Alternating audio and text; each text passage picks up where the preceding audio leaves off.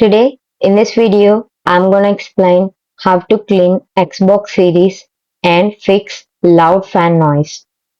Remove the stickers from the console back. Now remove the screws from there. Now remove the cover. Now clean that cover. Now clean the heatsink. Now remove the fan screws. Now remove the power supply plug from it. Now remove the fan outside. Clean the fan top with the help of cloth. Then use duster blaster to clean. Now insert the fan back. Then plug the power supply wire. Then fix the screws. Then close the cover. Then fix the top screws. By following the steps, you can clean Xbox. This video helped you out, please leave a like and comment down below. If this worked for you, thanks for watching.